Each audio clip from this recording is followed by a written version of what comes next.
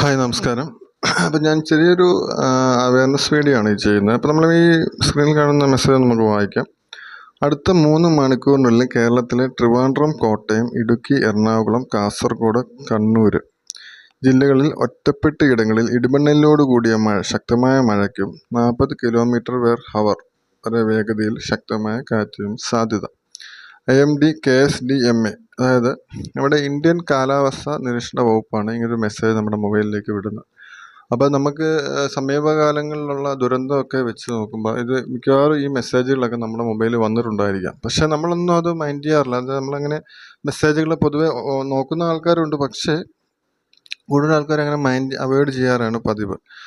അപ്പം അതായത് ഇങ്ങനെയുള്ള മെസ്സേജുകൾ നമ്മൾ വന്നു കഴിയുമ്പോൾ ഒരിക്കലും അത് അവഗണിക്കാതിരിക്കുക. ഉദാഹരണത്തിന് നമ്മളൊരു യാത്ര പോകാൻ നോക്കുക. ആ യാത്ര പോകുന്ന നല്ല ശക്തമായ മഴയുള്ള ഒരു സമയമാണെങ്കിൽ ഒരിക്കലും ആ യാത്രയ്ക്ക് മുതിരാതിരിക്കുന്നതാണ് ഏറ്റവും നല്ലത്. അതായത് നമ്മൾ പോകുന്ന വഴികളിലൊക്കെ മിക്കവാറും ഭൂപ്രദേശങ്ങളും ഉരുൾപൊട്ട ഭീഷണിയുള്ള സ്ഥലങ്ങളെല്ലാം കാണും. പക്ഷെ നമ്മളതൊന്നും വകവെക്കാതെ നമ്മുടെ വാഹനത്തിൽ നമ്മൾ സേഫാകുന്ന രീതിയിൽ നമ്മൾ പോകുന്നു.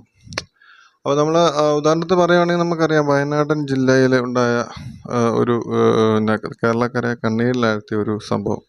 ഇപ്പോഴും അതിൽ നിന്നും കര കയറിയിട്ടില്ല. അപ്പം എൻ്റെ ഒരു ഓർമ്മ ശരിയാണെങ്കിൽ എൻ്റെ മൊബൈലിൽ ആ സമയത്ത് ഈ ഒരു മെസ്സേജ് വന്നിട്ടുണ്ട്. ഞാൻ കണ്ടതാണ്. അത് ഞാൻ വ്യക്തമായിട്ട് പറയാൻ കാര്യമെന്ന് വെച്ചാൽ ആ സമയത്ത് ഒരു മെസ്സേജ് വന്നതാണ്.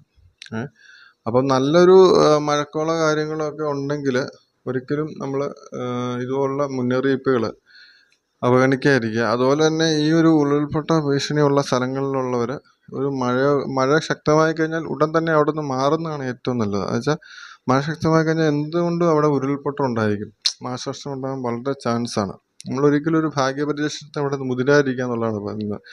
അങ്ങനെയുള്ളവർക്കാണ് ഏറ്റവും കൂടുതൽ ഈ ഒരു മുന്നറിയിപ്പ് ഉപകാരമാകുന്നത്.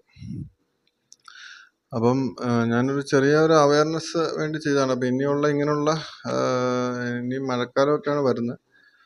അപ്പോൾ അതുകൊണ്ട് ജസ്റ്റ് ചെറിയൊരു അവയർനെസ് പോലെ ചെയ്യാമെന്ന് കരുതി. അപ്പോൾ അതുകൊണ്ട് എല്ലാവരും സൂക്ഷിക്കുക, ശ്രദ്ധിക്കുക. Thank you for watching.